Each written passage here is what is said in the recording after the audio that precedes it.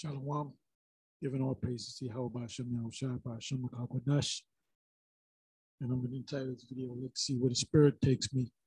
Anyway, before I open this video up, I was kind of spending the last couple of hours just watching videos, just watching the news, and, you know, just seeing what's going on out there. And nothing came to me, so I just stumbled upon Second Ezra. I was actually at Second Ezra chapter 6, and we read some of chapter 6, or most of it, I believe 36 verses, because I believe chapter 6 is, I believe it's 53 verses, if I'm not mistaken. Anyway, I went to Second Ezra chapter 15 because a bunch of times we try to go through this when we was out on the highways and the byways, and we'll read a couple of verses and then it'll take us to other precepts and we'll go into a whole another direction. So I said, let me just go with the Spirit on Second Ezra chapter 15. And, you know, we're going to see what precepts will come to mind as we read these verses. This chapter is 63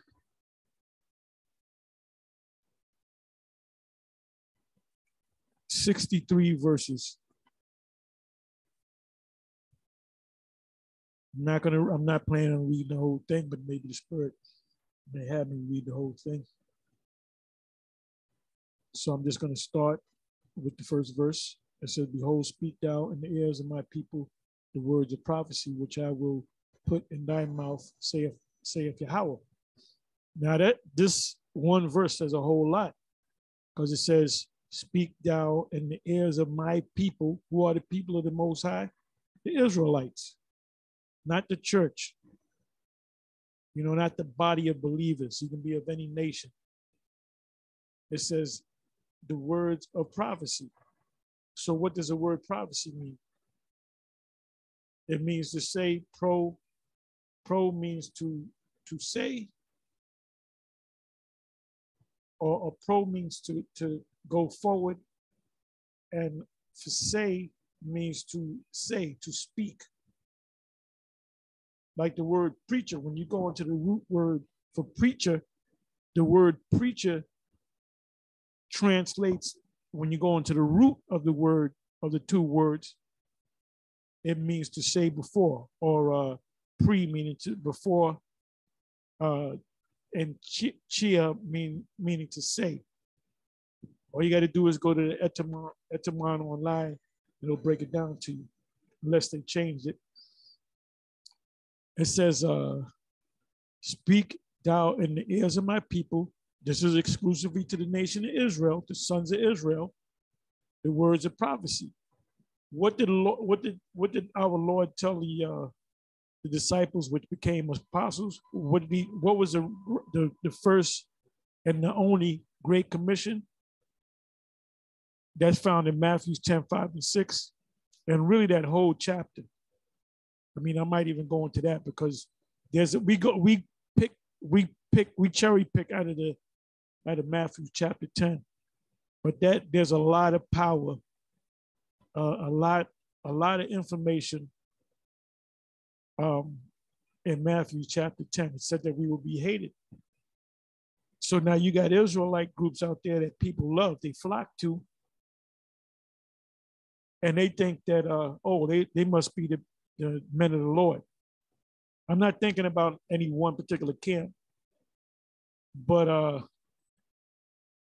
your idea of teaching this word is to get the love of the people. Well, the Most High said we're going to be hated. The only ones that are going to be that are going to love us are the elect, and this is all about the elect. See, the Most High, I spoke about this yesterday, about the sifting, the great sifting in Amos 9. And if you ever made a cake, you would take the flour, if you made it from scratch. You know, in the old days, you didn't get the box of Duncan Hines, and you add eggs and milk to it and throw it in the oven and and good. They had to, excuse me.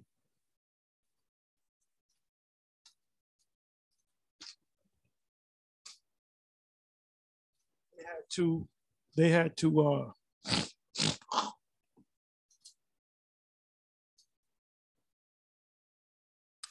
to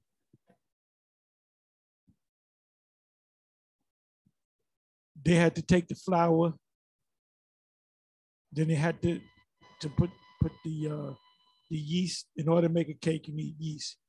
So now in a Duncan Hines cake box, it's all in there. It's all in that powder. The same thing with a box of Aunt Jemima pancakes. You got the Aunt Jemima, the regular stuff that you got to put the egg and the milk and whatever. Then you got the complete, which everything's in there. Dehydrated eggs, dehydrated yeast, and flour, and whatever else is in there. All the ingredients are in there. But like I said, back in the day, when they made a cake, they made it straight with straight flour. Then you would take the flour and you put it in the actual sieve, and the fine flour would fall out, and the clumps would stay up in there. So the cake would have one consistency, and then you just discard the clumps, right? So the same thing with this truth. That's why we always say the Most High is only dealing with the elect. He's not dealing with the whole nation. As a matter of fact, let me do this real quick. Let me just put in the word elect.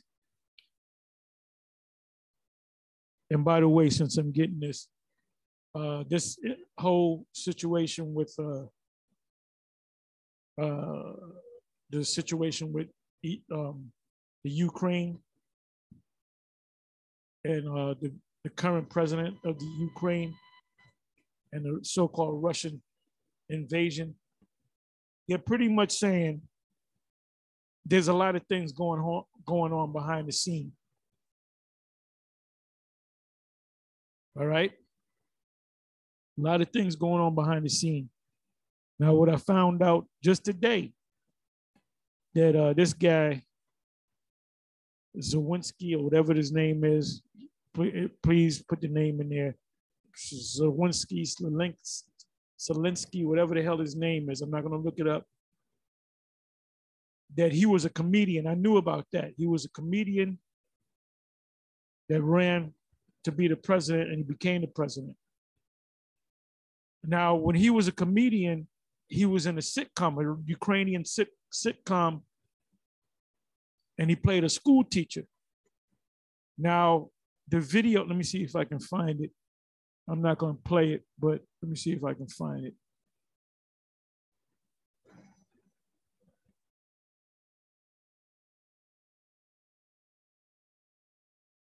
Okay.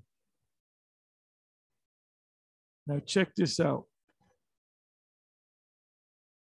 The comedian who could be president. See, back then they said this guy, he's running for president but his job as a comedian. And like I said, he was on a sitcom, and this is a scene from the sitcom. And if I remember, when was this put up? Okay, this was put up back in 2019. So this was February, the beginning, really the second month of 2019. And this is when he was, and I remember that when he ran for president, they were saying, and I didn't pay too much mind of it, but I remember it came back to me. Oh yeah, that's the guy that ran to be president, and he became president. He was a comedian. Anyway, right here, this is some officials from the Ukraine, and they said they asked him what is his name. He had some stage name, and he said, "Are you such and such and so and so?" And he said, "Yes." And the guy says, "Good morning, Mr. President." This was back in 2019. Now, I don't remember when he became, the actual year he became president. Zelensky is his name, all right? Let me see something. Okay, right here. So it was back in 2019. He was. I'm changing gears. I'll get back into the second Ezra 15. Back in 2019, this is when he was doing the sitcom. About a year later, he ran to be the president, right?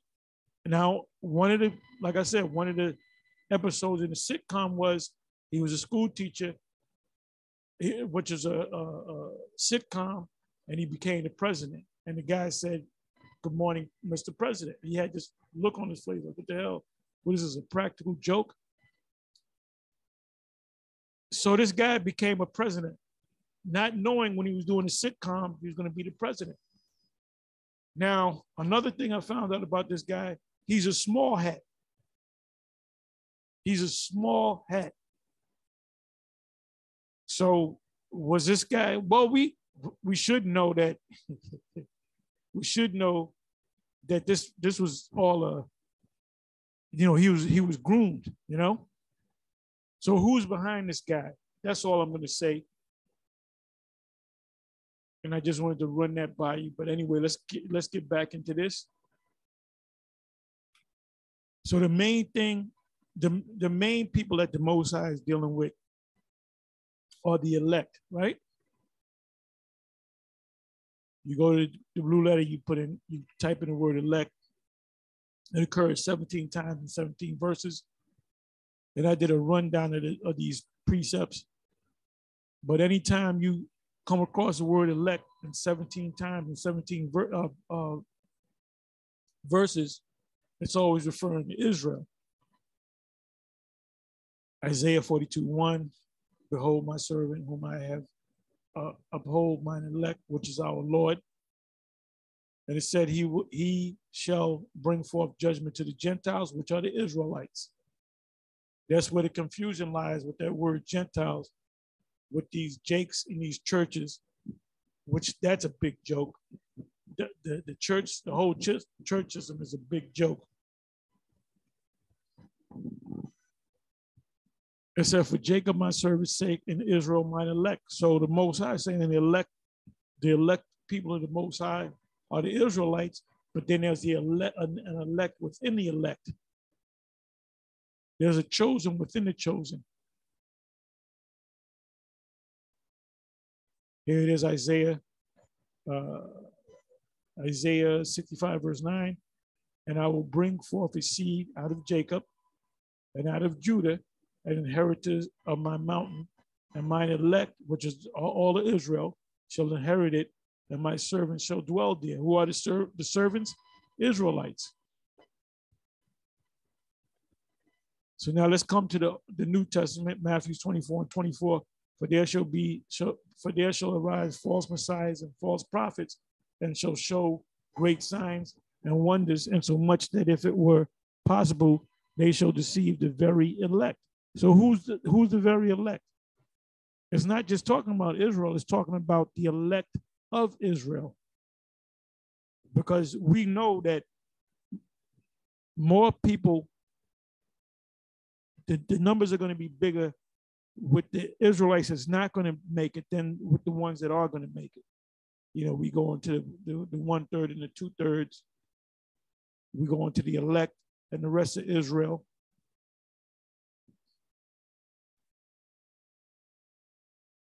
Mark 13:22, for false messiahs and false prophets shall arise and shall show signs and wonders to seduce, if it were possible, even the elect. It's also in Luke. Well, it's not here. So that's not mentioned in the book of Luke. But all these scriptures, we know that this is talking about the very last precept. You got the word elect, 2 John 1 verse 13, the children of thy elect sister greet thee. And women were a part of the elect too. That's the proof right there. 1 Peter 1 verse 2, elect according to the foreknowledge of the Most High Father, through sanctification of the spirit unto obedience and sprinkling the blood of Yahweh Shai HaMashiach, grace unto you and peace be multiplied to who? The elect, the chosen. 1 Peter 2 verse 6, wherefore also it is contained in the scripture, behold, I lay in Zion a chief cornerstone, elect precious, and he that believeth on him shall not be confounded. And the hymn is talking about Yahweh Shai. That's why the wicked scribes and Pharisees in John 8, the Lord just condemned them. And you can condemn Israel. That's in, what is that, Isaiah 54. Anybody that comes against you, you shall condemn. And that includes Israelites. So now let's come back over here. It says, behold, speak thou in the ears of my people, mainly the elect. It starts with the elect, the words of prophecy. So what are we to be occupied in? In prophecy, man. We're not here to be cheerleaders. We're not here to be bystanders. We're here to, you eat the roll, Ezekiel 3rd chapter, eat the roll, then go and teach the sons of Israel. It's that simple. You know, you don't have to make it complicated. It's that simple. Eat this word, meaning digest the word, and then go out and teach among the men. And the believing women, they're supposed to back up their men and back up the brotherhood as well as much as they can. It says, which I will put in thy mouth. Whose mouth? The prophet's mouth, saith Yahweh, and cause them to be written in paper. Now, right here, what precept comes to mind? Habakkuk 2. For the vision is yet for an appointed time at the end. It shall speak and not lie. If it tarry, wait for it. It shall surely not tarry. It shall not tarry. It shall surely come. Now I remember High Priest Ariad teaching that back in the early 80s. He used to bring that out a lot, and he would say, it ain't happening now. And we would just say, well, when is it going to happen? He said, well, look, when it happens, you're going to know. So guess what? We're in that time right now. We're in the time of the fulfillment of Habakkuk 2. I believe that's what 1 and 2, the first couple of verses. And then you read the rest of that chapter is dealing with the prophecies that are going to start to take. Ultimately, all hell is going to break loose. Habakkuk even talk about Babylon the Great being in great debt. They tell you that they're in debt for 29 trillion. If you go to the debt clock, it's 29. If you go to the debt clock, it'll say 29 trillion. But when you really look at the debt clock for what it is, they're really in debt because you got future liabilities, which is payments that you got to make before that comes up. You already know that you're gonna have to pay them bills. You know, Medicare, food stamps, SNAP, whatever programs that they got out there. And I'm gonna say this to y'all. If Esau got a program for you, you better hop on it. Because what did the Apostle Paul say? To use the world but not abuse it. Now, when Paul was sentenced to death, they let him go. They said, okay, boom, you got to come back next month, whatever the thing is, and come and get put to death, receive your sentence, because you were sentenced by the Roman authorities. So he did that. The day that he was supposed to be put to death, he did that. That's why he said, I have fought a good fight, soon as my departure, and I will receive a crown in due time. So he said that because he was getting ready to give himself up to get put to death. He got his head chopped off. So he used the power that he had as far as the Roman Empire is concerned. In Acts 21, when you had Jakes that wanted to kill him because he was bringing Gentile Israelites into the temple. You know, you have the outer court, then you have the inner court of the temple, and he was bringing them in, and the wicked scribes and Pharisees, Jews and so forth, they were like, what the hell is this guy doing? He wasn't doing nothing wrong. He was bringing Israelites in, but they didn't. They probably had tattoos on them. They didn't have beards. They had bald heads that they shaved their heads off. Their garments wasn't Israelite garments. They wasn't wearing the fringes. See, he didn't make a big deal about you got to put fringes on, because he said, let no man judge you pursuant to high holy days and such, and Sabbath, which is a sign, a shadow of things to come. So when they grabbed him to kill him, the authorities got involved, and he said, he reminded them that he was a Roman, so they had to treat him a certain way.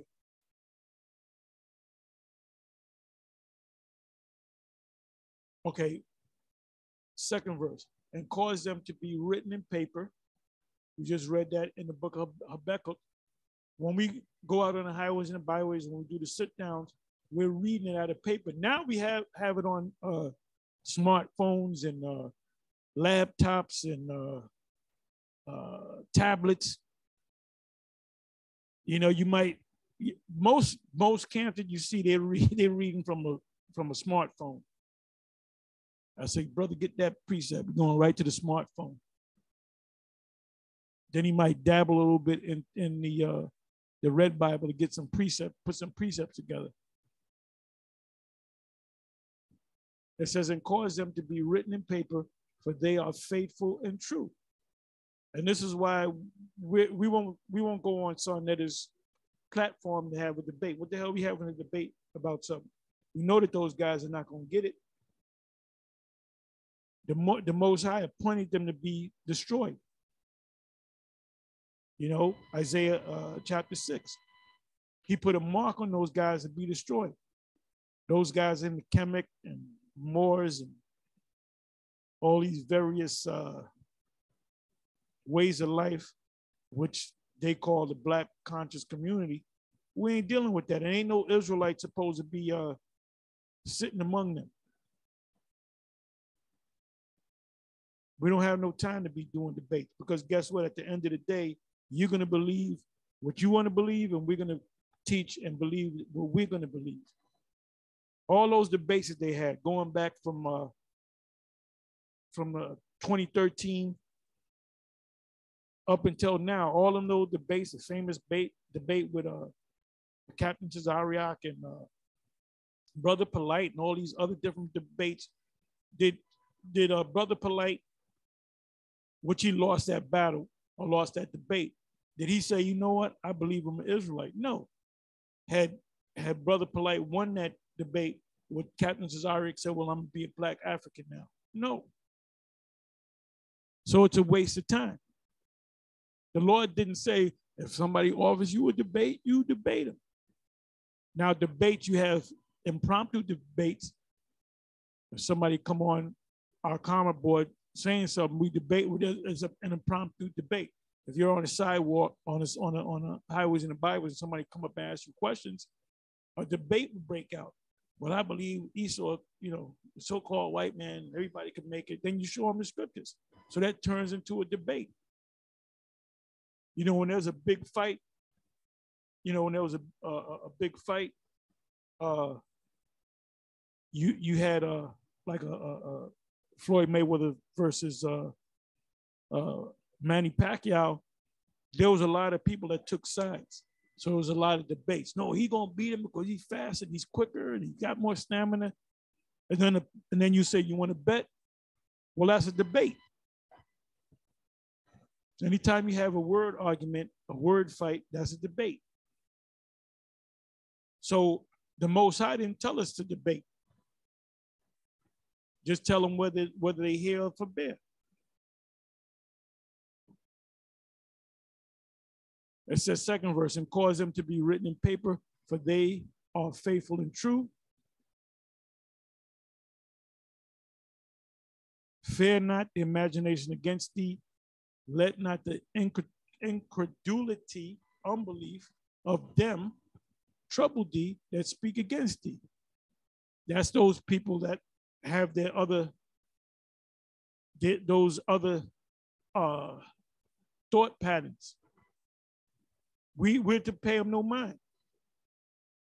If you can't get it, we're going to tell you something. If you say, well, let me say my half, I say, you ain't got nothing to say, man. Either you accept it or you don't accept it.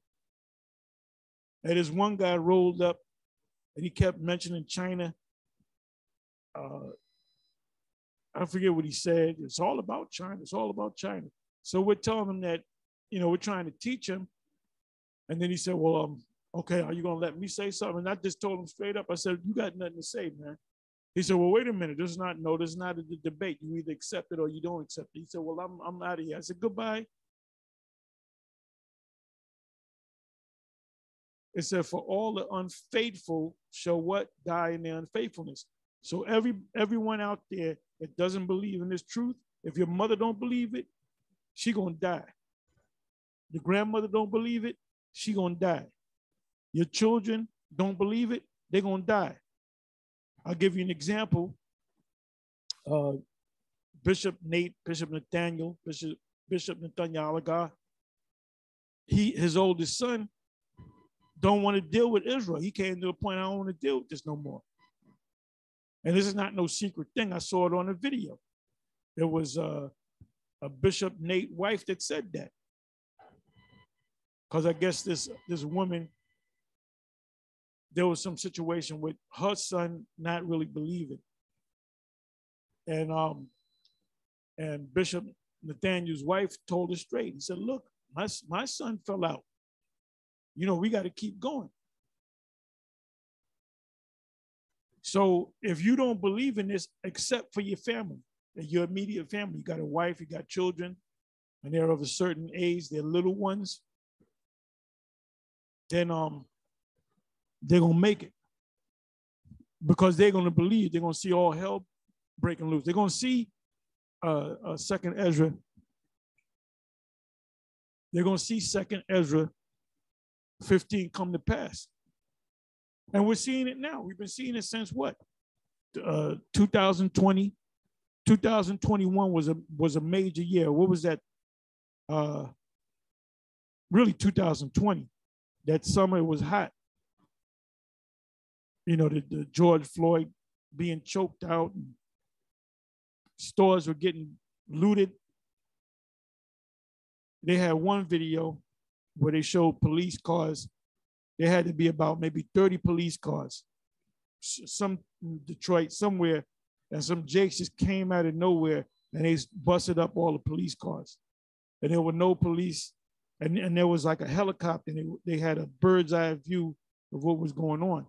That's all psyop. There's a lot of psyops took place. Look that word up. So Esau's making this thing happen. Now they're pulling back on the Crown Vic Royale and the jump shot, whatever you want to call it, the juicy juice.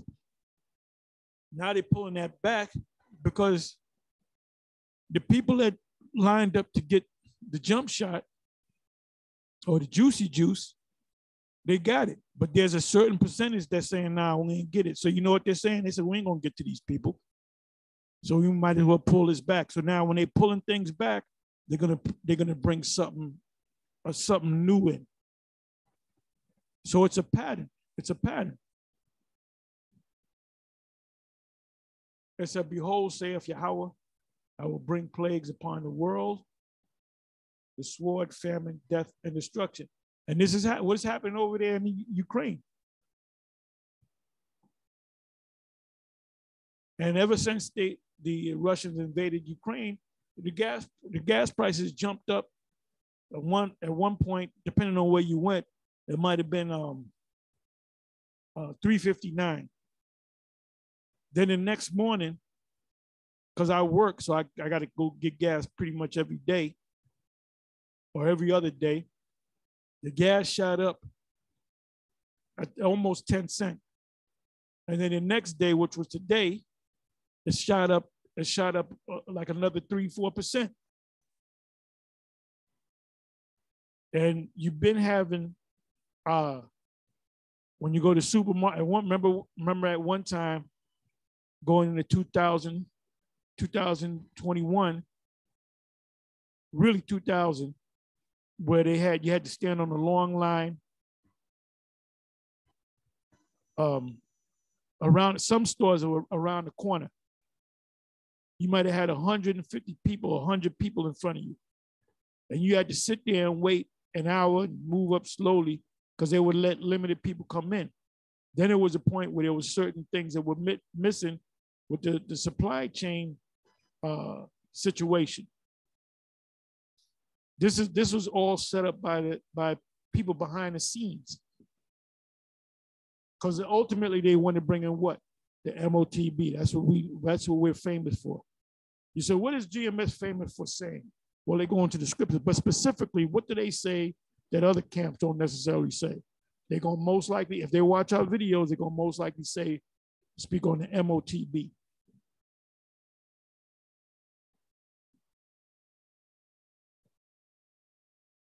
For wickedness, 6th verse, for wickedness have exceedingly polluted the whole world, and their hurtful works are fulfilled. Therefore saith Yahweh, I will hold my tongue no more as touching their wickedness. Yeah, I picked up somebody today, and I thought it was a female, and I was looking at it, and she came to the car. It came to the car, and I said, "How you doing?" So I can hear the voice. So I think that's a dude dressed up like a damn woman, a transvestite. So I said, "How you doing?" And it tried to sound feminine, but I said, nah, that sounds like a dude trying to sound like a woman. And then the Spirit even told me what he was going to do. He got off the train and he went to a luxury apartment, and the Spirit, and I said, "You have a good day." He had a good day too. And this thing is walking to the building, and the Spirit told me he's going to some Edomite dude so they can have sex. And I see that Edomites, man, these Edomites, and I saw it, man.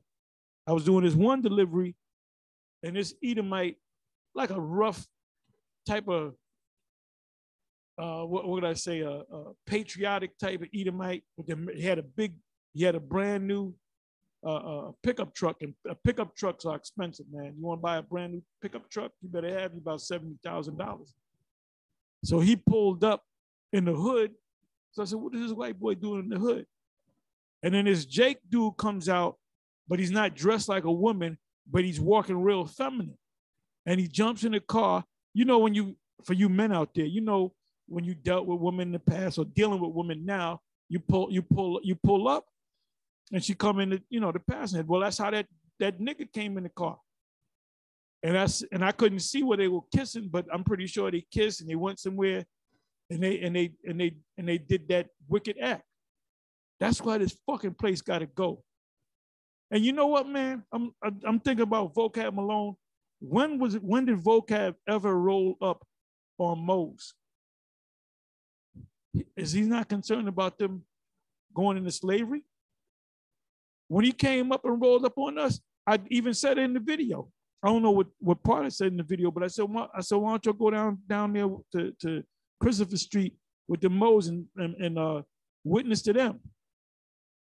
Because he's part of an agenda. He's like this guy, Kalinsky.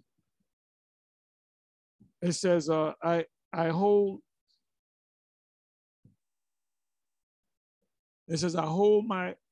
will hold my tongue no more as touching their wickedness. And that's big. That's pretty much damn near accepted.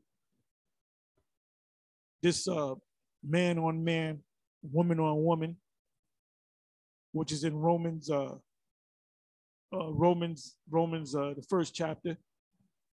And the Apostle Paul who wrote the epistle to the Romans were the Israelites that were living in Rome. But you had Israelite that didn't know that they were Israelites coming into the fold. A lot of them came out of that life. Because what was Rome all about? You can be a Mo, you was protected. Just like in this. This is Rome 2.0. They got laws protecting the Mo, man. You kill a Mo, they're gonna throw you under the jail.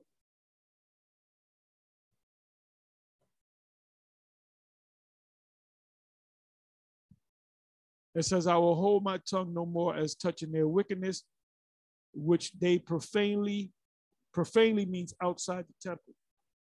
You can't go in the temple if you're defiled, meaning you can't go into the temple after you committed a sex act with your woman. You're defiled. Like it says, remember the Sabbath to keep it holy. The Sabbath day is all around us. So you're supposed to keep yourself holy, not, oh, well, I'm not going to the temple, so I can. No. The Sabbath is all around you. You're experiencing the Sabbath on that particular day. So I was shocked when all these major camps was teaching you can have sex on the Sabbath. You know?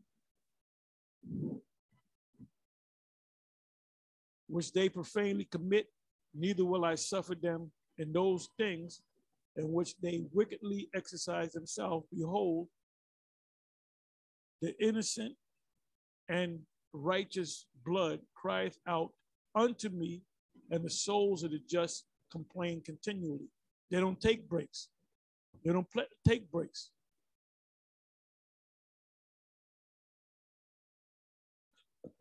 Habakkuk said, I will stand upon the tower, right?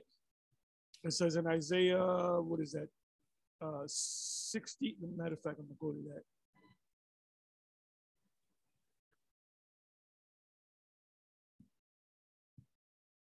So I can read it.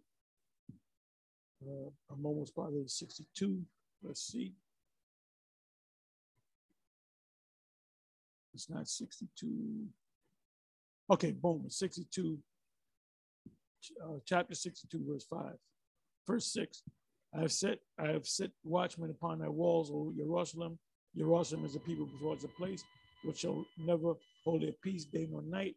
Ye that make mention of Yahweh, which are the prophets, keep not silent. Don't stop. Don't take no breaks.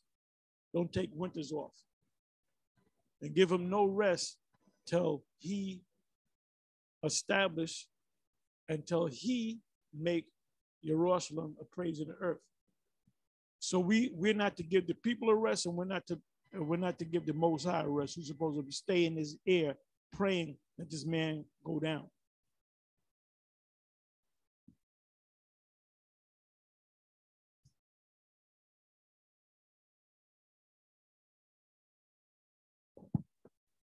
Ninth verse, and therefore saith Yahweh, I will surely avenge them. Who's the them?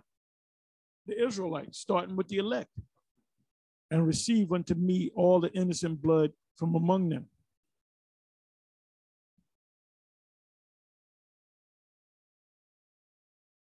It says in Revelation, the 6th chapter, that as soon as a saint dies, as soon as they go before the Father, they're complaining to the Father about what these devils are doing to us.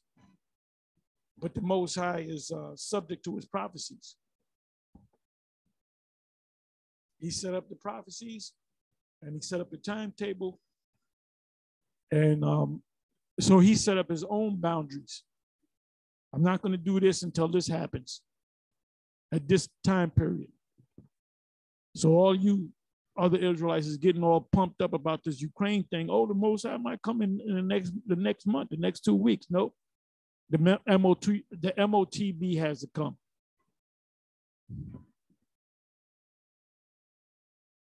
It said, behold, my people is led as a flock to the slaughter.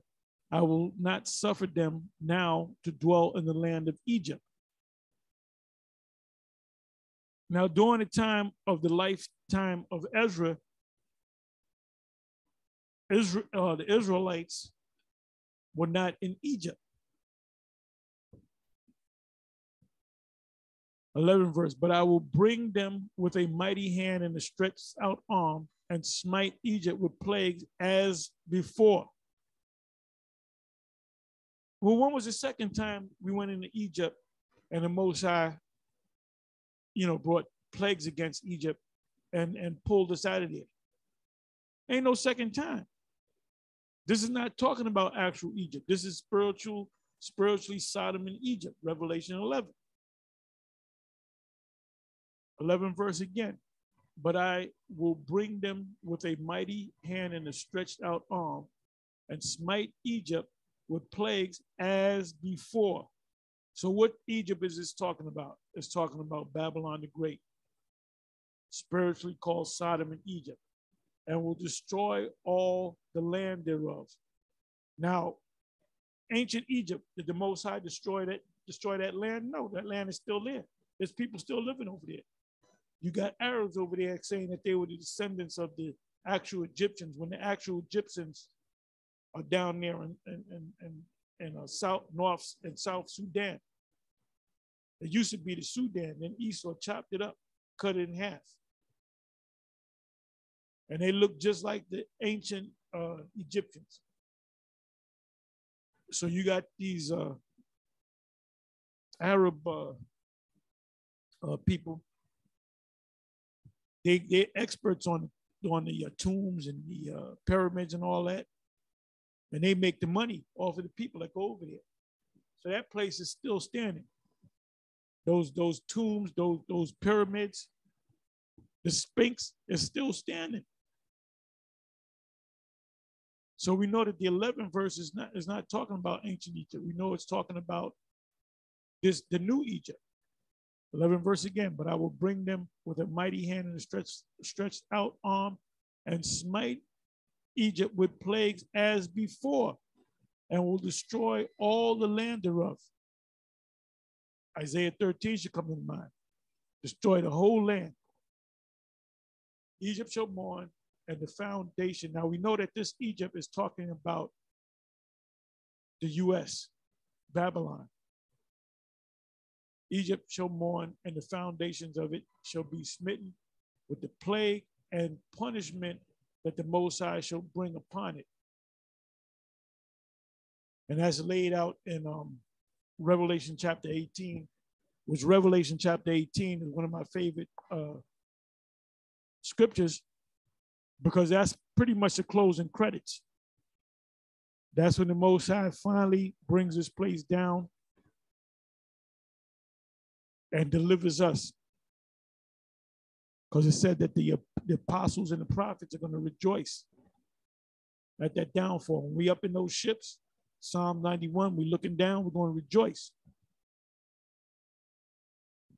They that till the ground shall mourn, for their seed shall fail through the blasting in hell, and with a fearful consolation. That's talking about droughts. Woe to the world and them that dwell therein. So you got a sample of it a year and a half ago, mainly back in 2001. It kind of started, they pulled back, and they gave you one. I remember in the New York area, this is when Cuomo was up in there. It was, what was it? I believe it was the summer of 2000, if I'm not mistaken. It was July, where they said, okay, you can go out now. You know, you can do what you want to do. You don't got to wear the mask no more. The plague is gone. And then the Delta came in. Then a bunch of these different variants came in. And then the last one to come in was the America, or whatever you call it, Americon, whatever the hell you call it, you know? But then they admitted that it was pretty much the common cold. Because we all got sick. We all got sick this year from what they put in the air. And but we're good now. We're good. Our immune systems kicked in. 15 verse. For the sword and their destruction draweth nigh, and one people shall stand up against another people, and swords in their hands. Modern day swords is a gun. And it happened in 2000 after, mainly after when the Black Lives Matters, the Antifas, Jake just rioting, tearing shit up, BLM marching down the street. And then if you notice, you don't see him now. Shit didn't come back to normal. But this second wave is going to be worse than the first one, man. They're going to pull back the supplies again.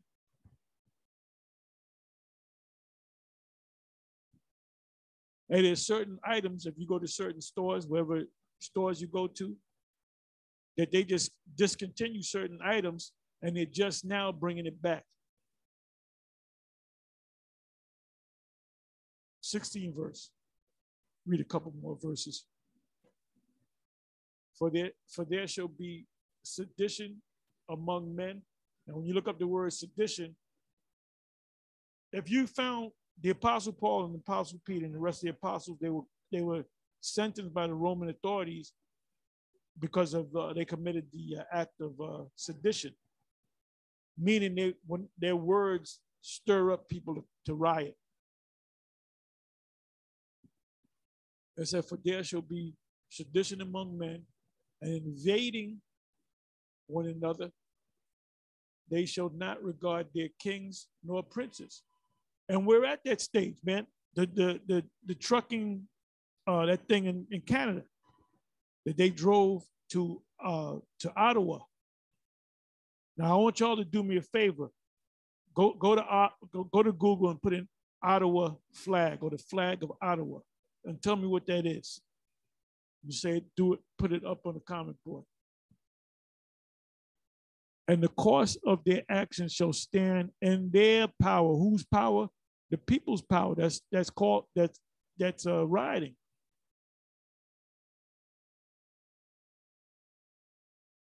You know, you keep bucking up, you keep giving pushback to a government, they're going to eventually start falling.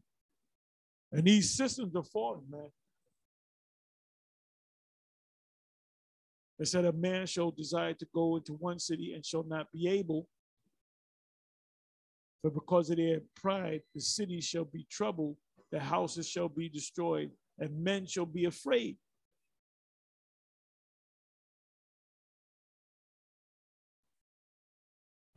And we witnessed that, it was like a year and a half ago. Like when they were boarding up stores. I remember they did something. This was one strip of stores where they looted all the stores, and then the next couple of days you couldn't even get off at that exit.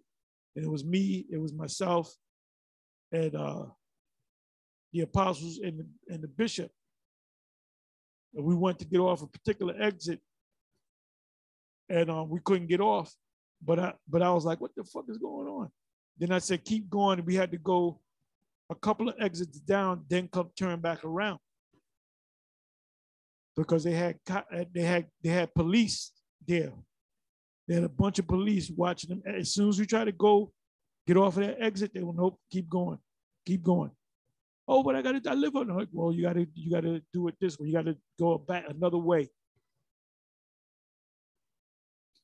It said, a man shall have no pity upon his neighbor. When they run out of food, you're going to be looking. You got these preppers. You got all these preppers on YouTube. And they're all in the bug out bags and storing food and canning. And they're into, firearms and how to survive and, what is it? MREs, which are meals ready to eat, which is in the military. Because they know that this thing is coming. But see, Jake doesn't know. Jake is not concerned about what's going over there in the Ukraine. Because they don't think it's ever going to come over here. Gun battles in the street.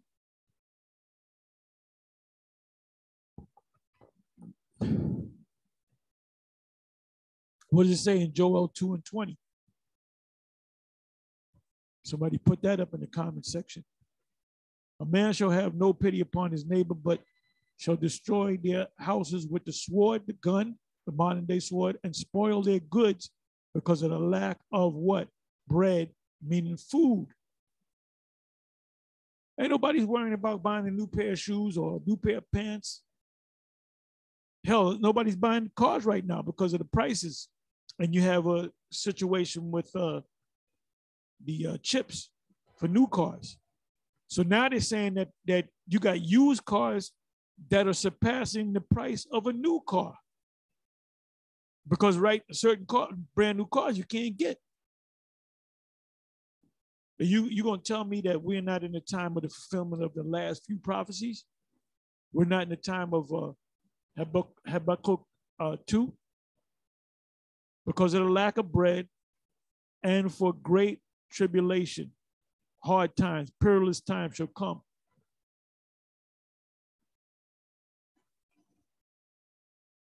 '20th verse. Behold, saith the Most High, I will call together all the kings of the earth to reverence me, which are from the rising of the sun, from the south, from the east, and from Libanos, to turn himself one against another and repay the things that they have done to them. So it's going to shake up. What precept come to mind is Isaiah 14.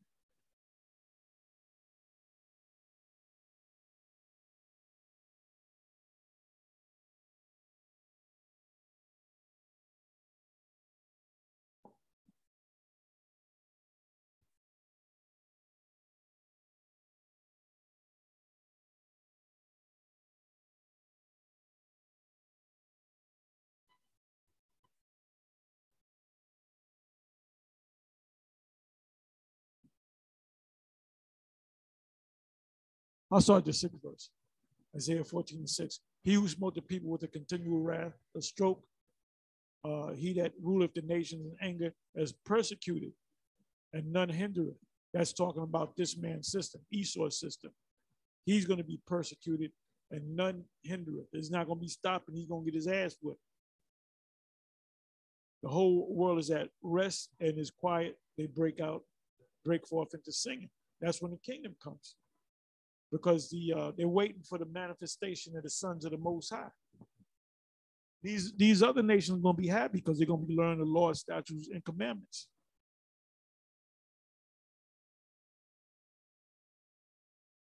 It said, yeah, the fir tree rejoice at thee, and the cedars of Lebanon, saying, since thou art laid down, no fella is come up against us. A fella is a lumberjack.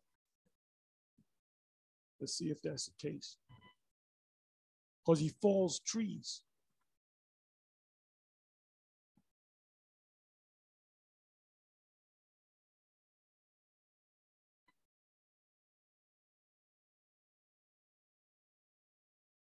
Karath. To cut off, cut down, cut off a body part, cut out, eliminate, kill.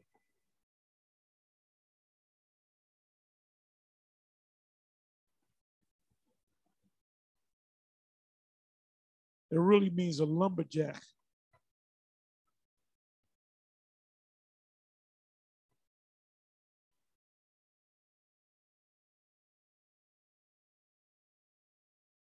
In that case, it's a lumberjack because it's trees singing.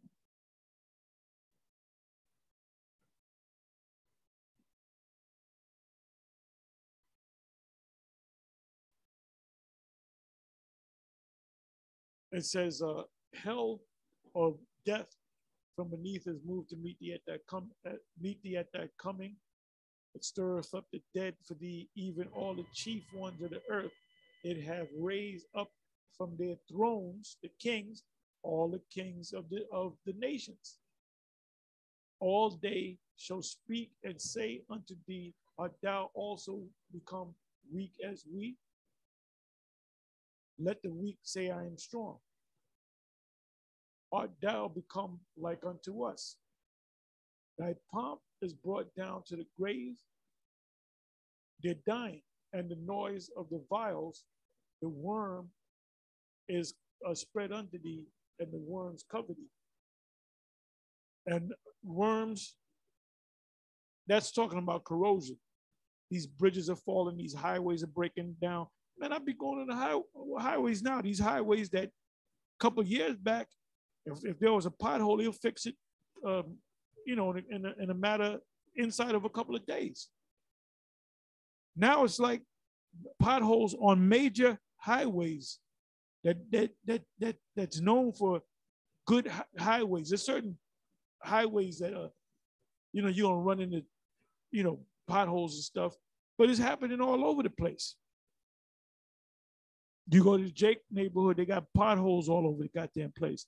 Now you go to some of these places where Edomites live that have money, you got potholes all over the place because they don't have the money to pay the bills.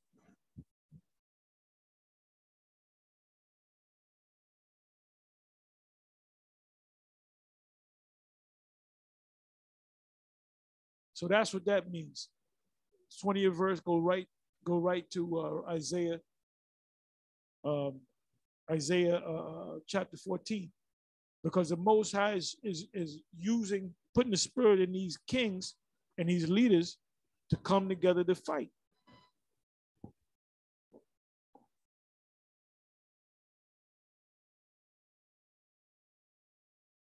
'21 verse, like as they do yet this day unto my chosen.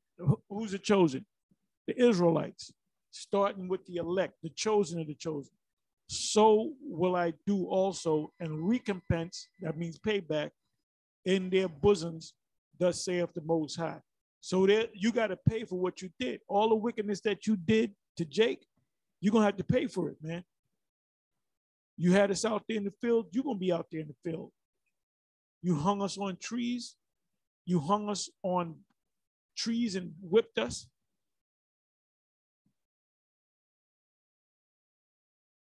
It says in Deuteronomy 28, I'm not going to give you the verse, but it says, you shall marry a wife and another man shall lie with her. This slave master had first dibs to your woman, man.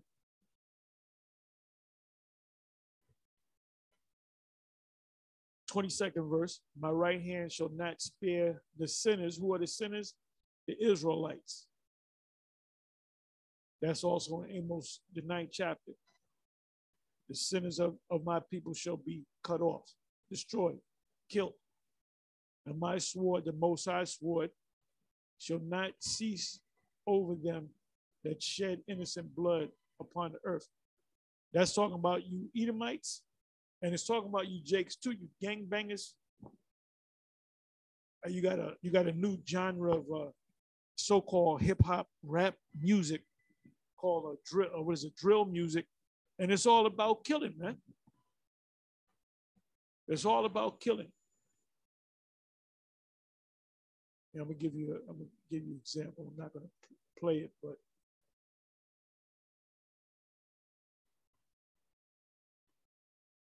for a minute.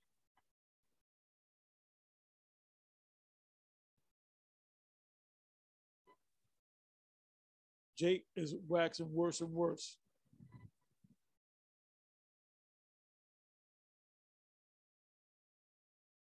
By drill music.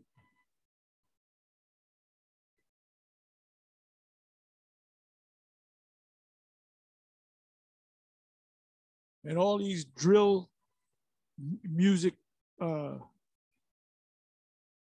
these ones that are involved in it,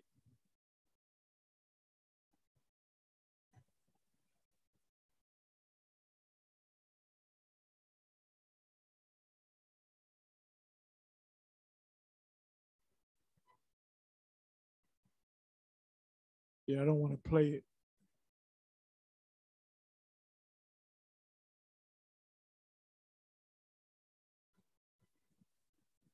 Yeah, it's all about killing. Gang signs and so forth. Yeah, Jake is gone. So the Most High got to throw them out. He got to put them in the trash. We ain't gonna have these demonic kids in the kingdom. The Most High is gonna wipe them up wipe them out right along with Esau. It says here, New York City mayor, the newest mayor, and I got, you know what I'm doing to watch this video. It was put up 11 days ago.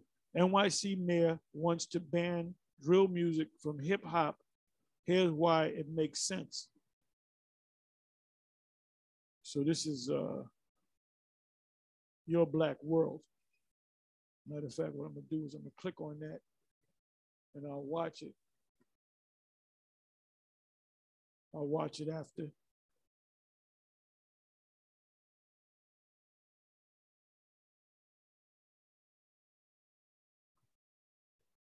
Read a couple more verses.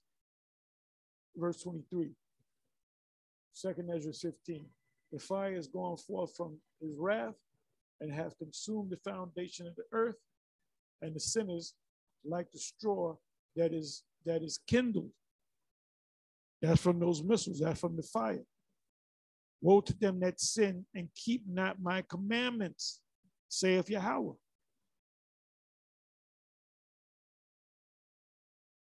I will not spare them. Go your way, ye children, from the power, defile not thy sanctuary. Ooh, 25th verse. It says, defile not thy sanctuary. Now, a sanctuary is a sort of a house, but the body that you have is a sanctuary, man. So it says, defile it not. Now, when you have sex with a woman, you become defiled. So therefore, you don't go to the temple. You know, when our Lord went to the temple and opened up the scroll to Isaiah 61, he wasn't dealing with no woman, because if he had, he wouldn't go there. And number two, that was the Sabbath. Remember the Sabbath to keep it holy. And you're gonna cause a lot of people to be destroyed. You groups out there that teach that ain't nothing wrong with having sex on the Sabbath. That means you can have a sex on the Day of Atonement. You can have sex on the Passover. You can have sex on you just have sex 7 days a week if you want. That's why I said the Most High is going to break these camps up. And anybody that break defile the Sabbath, the Most High will put you to death. What do you do with the man that was picking up sticks? Why did they say put fringes in your garment? Because that was in reference to that man, because he bent down. So if you bend down to pick up sticks, you notice that you got fringes, and you say, oh yeah, it's a Sabbath. Let me not pick up them sticks. Read it. When you read it, what is that? Numbers 15, verse 37. You got to go up a couple of verses above that, and it tells you what happened about the man picking up sticks. So he said, look, put fringes on your garment. That way, when you look down, you look upon the fringe, you're reminded to keep the laws. So the law that he broke was the Sabbath. Had he was going to have sex with a woman on the Sabbath, you got to take off your robe, right? And you're going to see the fringes. Just wait a minute, man. This is the Sabbath.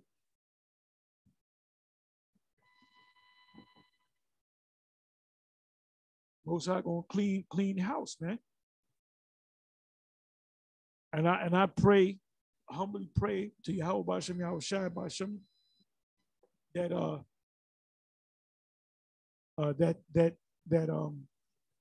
the Most High have mercy on me, man.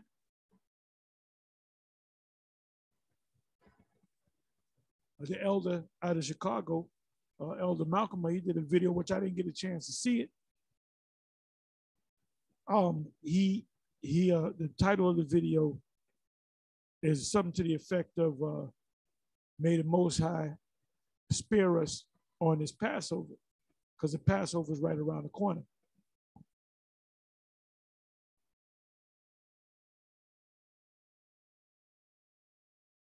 "25th verse, I will not spare them. Go your way, ye children, from the power. Defile not my sanctuary. And that's spoken of in 1 Corinthians, the 3rd chapter, around about the 19th verse or so.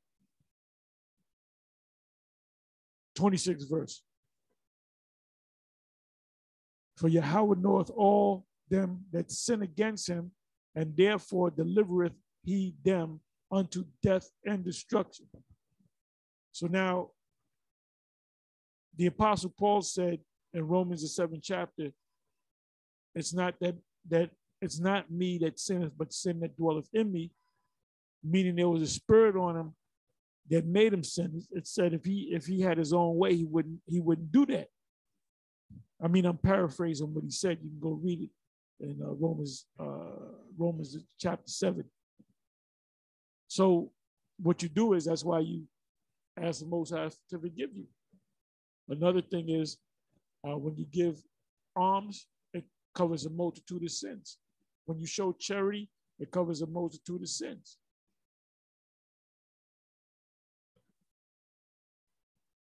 '27, I'm going to get ready to close it. For now are the plagues come upon the whole earth, and ye shall remain in them. For the Most High shall not deliver you, because ye have sinned against the Most High. So you keep praying to your black gods and see what the Most High is going to do. Anyway, with that, I'm gonna close on this. This is the 28th verse. When I come back, I just read the 27th verse. So we're in the 28th verse. Most High willing, keep the spirit on me, and I'll finish this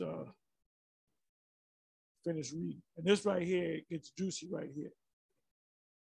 This goes into Gog and Magog, the Arabs, the Iranians, which are the Persians, which are known as Carmenians. Now, if you look up Carmenians, that word goes back to the Persians. And of course, the Persians will be guarded by a Gog and Magog in Ezekiel chapter 38. So with that, I'm going to say shalom.